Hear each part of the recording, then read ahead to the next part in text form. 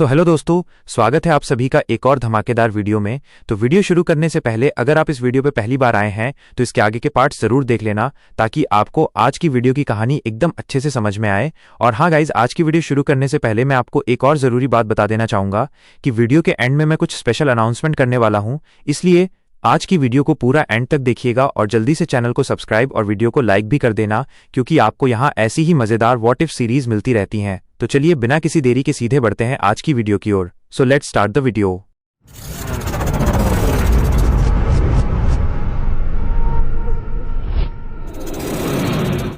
अगले दिन सुबह होते ही नारुतो और सासुके ने कोनोहा गांव को पीछे छोड़ दिया। सासुके, हम एक बहुत ही अजनबी और खतरनाक मिशन पर जा रहे हैं, नारुतो ने गंभीर होकर कहा। दोनों तेजी से भागते हुए जंगल के सबसे घने और सुनसान हिस्से में चले गए। नारुतो एक जगह रुका और उसने मन ही मन कहा, सिस्टम, हम मिशन के लिए पूरी तरह तैयार हैं।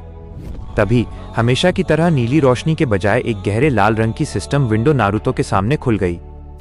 लेकिन इस बार जो लिखा था उसे देखकर नारुतो के होश उड़ गए। अलर्ट, आपातकालीन अपडेट, इमरजेंसी अपडेट, आपके पिछले तीनों मिशनों को बदल दिया गया है। नया मुख्य मिशन, डीमन मोनार्क को खत्म करना और उसकी छाया शैडो को अपनी सेना में शामिल करना। क्या आप इस मिशन को स्वीकार करते हैं? Yes one no. नारुतो ने अपनी मुट्ठी कसी। उसे पता था कि इताची की जान बचाने का यही इकलौता रास्ता है। पीछे हटने का तो सवाल ही नहीं उठता। हाँ, हम तैयार हैं, नारुतो ने चिल्लाकर कहा और यस पर क्लिक कर दिया। लाल दरवाजा और नया आयाम, द रेड गेट। जैसे ही उसने हाँ कहा, आसमान में बिजली कड़की और जंगल के बीचों बीच एक विशाल और खौफनाक रेड गेट ओपन हो गया। उस गेट से इतनी भयानक और ठंडी ऊर्जा निकल रही थी कि आसपास के पेड़ पल भर में सूख गए। सासुके ने चौंक कर नारुतो की ओर देखा और नारुतो ने सासुके की ओर। सासुके कुछ पूछने ही वाला था, लेकिन नारुतो ने उसे सच नहीं बताया कि सिस्टम का मिशन बदल चुका है और वे अब किसी शिनोबी से नहीं बल्कि इंसानों का खून पीने वाले शैतानों के राजा से लड़ने जा रहे हैं। सासुके, बस मुझ पर भरोसा रखो। चलो। नारुतो और सासुके एक साथ उस रेड गेट के अंदर कूद गए। जैसे ही उन दोनों ने गेट के पार पैर रखा, वो रेड गेट इस दुनिया के डायमेंशन शिनोबी वर्ल्ड को पूरी तरह छोड़ गया और उन्हें एक बिल्कुल ही अलग और अजीब आयाम में ले आया। अनंत महल, द इन्फिनिटी कासल। जैसे ही वे नए आयाम में पहुंचे, नारुतो और सासुके को अचानक एहसास हुआ कि उनके पैरों के नीचे कोई ठोस जमीन ही नहीं है। वे दोनों हवा में नीचे गिरने लगे। नारुतो, ये क्या है? सासुके ने चिल्लाकर अपनी शेरिंगन सक्रिय की और एक उड़ती हुई लकड़ी की दीवार पर लैंड किया। नारुतो ने भी अपनी माना का इस्तेमाल करके खुद को संभाला। जब उन्होंने आंखें उठाकर चारों ओर देखा तो वे दंग रह गए। वे किसी खुले मैदान या जंगल में नहीं थे। वे एक विशाल अंतहीन लकड़ी के महल जैसे आयाम में थे, जो भौतिक विज्ञान के नियमों को चुनौती दे रहा था। वहां सब कुछ जैसे जिंदा था। हर एक चीज अपनी जगह अपने आप बदल रही थी। कोई कमरा उल्टा लटका हुआ था तो कोई सीढ़ी हवा में तैर रही थी। हर खिड़की, हर दरवाजा और हर रास्ता अपने आप घूम घूम कर अपनी पोजीशन बदल रहा था। दूर कहीं से एक अजीब सी बीवा जापानी वाद्य यंत्र के बजने की आवाज आ रही थी। तारांकन ट्वैंग, और हर आवाज के साथ पूरा महल हिल जाता था। सासुके ने घबराकर चारों ओर देखा। नारुतो, ये कौन सी अजीब जगह है? यहाँ का चक्रा प्रवाह बिल्कुल अलग है। नारुतो ने अपनी बैंगनी आंखों से उस अनंत भूल भुलैया को देखा। उसने मन ही मन सिस्टम की स्क्रीन को पढ़ा। यह कोई आम जगह नहीं थी। ये डीमन स्लेयर की दुनिया का सबसे खौफनाक इन्फिनिटी कासल था।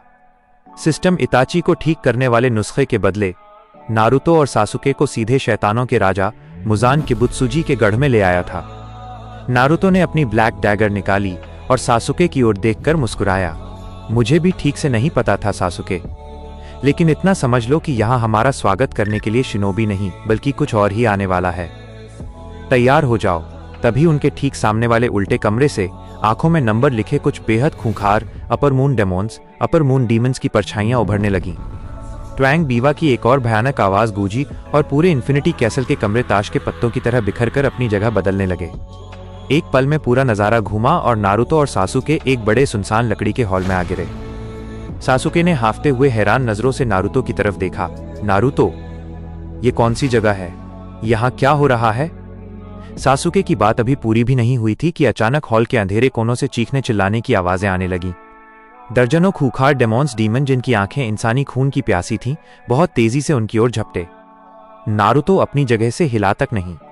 उसने पलक झपकते ही अपनी ब्लैक डैगर हवा में घुमाई और उसकी गति इतनी तेज थी कि सासुके की शेरिंगन भी उसे देख नहीं पाई। 1 सेकंड के भीतर सारे डेमॉन्स कटकर धूल में मिल गए। सासुके इस खौफनाक मंजर को देखकर पूरी तरह डर गया।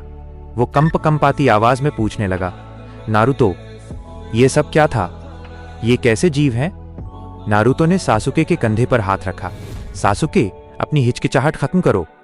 इन सभी को मार डालो। ये कोई इंसान या शिनोबी नहीं है, ये केवल राक्षसी शैतान है। सासुके ने अपनी कांपती मुट्ठियों को देखा। लेकिन नारुतो, मैं तुम्हारे जितना ताकतवर नहीं हूं। मेरे पास वैसी कोई जादुई तलवार या आर्मी नहीं है। मैं इन्हें अकेले कैसे खत्म करूं? नारुतो ने जोश में कहा, अपनी उस पावर से जो तुम्हारे पास है। सासुके ने असहाय होकर जवाब दिया, नारुतो, मैं पास्ट अतीत का सासुके हूं, ना कि तुम्हारे उस फ्यूचर भविष्य का जिसके बारे में तुमने मुझे बताया था। नारुतो ठिठक गया। उसने जोर से अपने सर पर हाथ मारा। अरे यार, माफ करना सासुके, मैं थोड़ा भूल गया था कि तुम अभी बच्चे वाले सासुके हो। फिर अचानक नारुतो की आंखें चमकी। भूलने से मुझे याद आया, मैं और भी कुछ बहुत जरूरी चीज भूल रहा हूं। नारुतो तुरंत जमीन पर पालथी मारकर बैठ गया। उसने सासुके से गंभीर होकर कहा, सासुके, थोड़ी देर यहां संभाल लेना। कुछ भी हो जाए, मुझे बस थोड़ा सा वक्त चाहिए। यह कहकर नारुतो ने अपनी आंखें बंद कर लीं और ध्यान की मुद्रा में चला गया। मानसिक स्थान, 9 पूंछों वाले मित्र से मिलन। नारुतो की चेतना सीधे उसके मानसिक स्थान माइंडस्केप में पहुंच गई, जहां पानी से भरे विशाल कमरे में एक बड़े लोहे के पिंजरे के पीछे 9 पूंछों वाला महादानव कुरामा क्यूबी कैद था। कुरामा ने जैसे ही नारुतो को देखा, उसका गुस्सा 7वें आसमान पर पहुंच गया। वो पिंजरे की सलाखों पर अपने बड़े पंजे मारते हुए चिल्लाया, यहां क्या कर रहे हो कीड़े? और तुम्हारी हिम्मत कैसे हुई मेरे सामने इस तरह आने की? तुम यहां आए कैसे बच्चे? नारुतो बिल्कुल नहीं डरा। वो मुस्कुराया और बहुत ही प्यार भरे और शांत लहजे में बोला, कुरामा। कुरामा एकदम से हैरान रह गया। उसकी दहाड़ हवा में ही थम गई। ये नाम तुम्हें कैसे पता चला लड़के? इंसानों के लिए मैं सिर्फ एक 9 पूंछों वाला राक्षस हूं। नारुतो ने सलाखों के पास जाकर अपना सिर झुकाया। बड़ा लंबा वक्त हो गया मेरे दोस्त। अपने पूरे अस्तित्व में पहली बार किसी इंसान के मुंह से अपने लिए दोस्त शब्द सुनकर कुरामा भीतर तक हिल गया। लेकिन अपने उग्र स्वभाव के कारण वो गुस्से में दोबारा चिल्लाने लगा और नारुतो को कोसने लगा। पर नारुतो वहीं शांत खड़ा रहा और बड़ी सादगी से मुस्कुराते हुए कुरामा की सारी कड़वी बातें सुनता रहा। जब कुरामा थक कर चुप हुआ तो नारुतो ने प्यार से कहा, तुम्हारी बात खत्म हो गई हो तो अब मैं कुछ कहना चाहूंगा कुरामा। कुरामा शांत होकर बैठ गया। उसकी बड़ी लाल आंखें नारुतो को घूर रही थीं। नारुतो ने सीधे उसकी आंखों में देखा, मुझे तुम्हारी मदद की जरूरत है, इस पूरी दुनिया को आने वाले विनाश से बचाने के लिए। ओत्सुत्सुकी देवता इस धरती की ओर बढ़ रहे हैं। मेरे पास सिस्टम की पावर तो है, पर मैं अकेला इस जंग को नहीं जीत सकता। मुझे तुम्हारे साथ की और तुम्हारी इस असीम पावर की सख्त जरूरत है। ये सुनकर कुरामा जोर जोर से हंसने लगा। क्या कहा बच्चे? तुमने मुझे कैद कर रखा है और मुझसे ही? लेकिन जब उसने देखा कि नारुतो का चेहरा एकदम सीरियस है और उसके चेहरे पर मजाक का कोई भाव नहीं है, तो कुरामा की हंसी अचानक रुक गई। नारुतो ने अपनी मुट्ठी आगे बढ़ाई।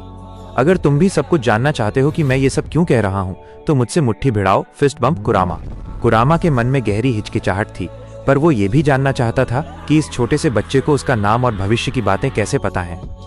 उसने धीरे से अपना विशाल पंजा आगे बढ़ाया और नारुतो की नन्ही मुट्ठी से टकराया। टिंग। जैसे ही दोनों की मुट्ठियां भिड़ी, कुरामा के मानसिक स्थान में भविष्य की सारी यादें बाढ़ की तरह आ गईं। उसे दिखा कि कैसे भविष्य में उसने इसी नारुतो के लिए बैरियन मोड का इस्तेमाल करके अपनी खुद की जान दे दी थी। उसे एहसास हुआ कि ये लड़का उसका सबसे पक्का और सच्चा दोस्त है। विजन खत्म होते ही कुरामा की आंखों में एक अजीब सी चमक थी।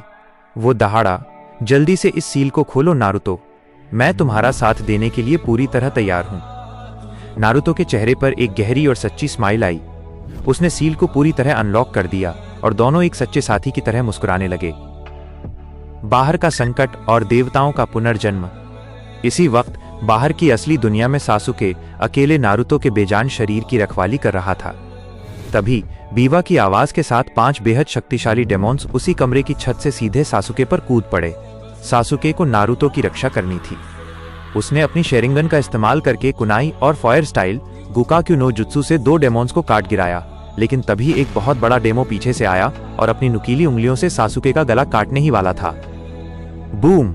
ठीक उसी पल नारुतो के शरीर से शुद्ध उबलता हुआ कुरामा का गाढ़ा लाल चक्रा, नाइन टेल्स चक्रा, एक भयानक विस्फोट के साथ बाहर निकला। उस चक्रा की गर्मी और दबाव ने उस डेमो को हवा में ही उड़ाकर दूर दीवार पर दे मारा। नारुतो ने अपनी आंखें खोलीं। उसकी बाईं आंख बैंगनी सिस्टम थी और दाईं आंख बिल्ली जैसी लाल कुरामा थी। उसने मुस्कुराते हुए कहा, चलो कुरामा, देखते हैं ये शैतान अब क्या करते हैं। अब नारुतो के पास न केवल सॉवरन सिस्टम की शक्ति थी, बल्कि कुरामा का असीम चक्रा भी पूरी तरह अनलॉक हो चुका था। नारुतो ने हवा में बस अपना हाथ लहराया और कुरामा के चक्रा की एक ही लहर ने कमरे के सारे डेमोन्स को पल भर में जलाकर राख कर दिया। सासुके एक बार फिर हक्का बक्का रह गया। ये क्या है नारुतो? नारुतो शांत कदमों से सासुके की ओर गया। उसने अपनी मुट्ठी दोबारा आगे बढ़ाई और कहा, सासुके, जो पावर भविष्य में तुम्हारे पास थी वो मैं तुम्हें अभी दे रहा हूं। इस दुनिया को संभालने का वक्त आ गया है। जैसे ही सासुके ने हैरानी में नारुतो से मुट्ठी भिड़ाई, सिस्टम ने सासुके के दिमाग में भविष्य का सारा युद्ध का तजुर्बा, चक्रा कंट्रोल और उसकी खोई हुई सारी शक्तियां पल भर में ट्रांसफर पेस्ट कर दी। यह अब कोनोहा का वो छोटा बच्चा नहीं था। ये वो सॉवरेन सासुके था जिसके पास भविष्य की सारी गॉड लेवल पावर्स अनलॉक हो चुकी थीं। जैसे ही सासुके ने अपनी आंखें खोली, उसकी दाईं आंख में 3 टॉमियों वाली लाल इटर्नल मंगेक्यो शरिंगन घूम रही थी और उसकी बाईं आंख में 6 टोमोए वाली बैंगनी रिनेगन चमक रही थी। पूरे इन्फिनिटी कैसल की दीवारें उसकी इस दिव्य शक्ति के दबाव से कांपने लगीं। सासुके ने अपनी तलवार पर हाथ रखा और मुस्कुराया, नारुतो, अब खेल शुरू करते हैं। सो दोस्तों, आज की हमारी ये वीडियो यहीं तक थी। और हाँ, ये तो हमारी सीजन 2 का लास्ट एपिसोड था, लेकिन आज की सबसे बड़ी अपडेट ये है कि अब इस सीजन का अगला पार्ट यानी सीजन 3 नहीं आएगा। पर रुकिए, निराश होने की जरूरत बिल्कुल नहीं है, क्योंकि सीजन 3 की जगह पर मैं सीजन 3 की पूरी मूवी लेकर आने वाला हूं, जिसमें सीजन 3 की पूरी कहानी एक साथ होगी। और जैसा कि मैंने आपसे कहा था कि हम लोग 1500 सब्सक्राइबर्स के बहुत ही करीब हैं, तो भाई लोग, जैसे ही आप हमारे 1500 सब्सक्राइबर्स कंप्लीट करवा देंगे, मैं वो पूरी मूवी ही चैनल पर डाल दूंगा, जिसका नाम है Naruto infinity castle the movie. तो जल्दी हमारे 1500 सब्सक्राइबर्स कंप्लीट करवा दीजिए दोस्तों। मिलते हैं अगली कमाल की वीडियो में, तब तक के लिए गुड बाय।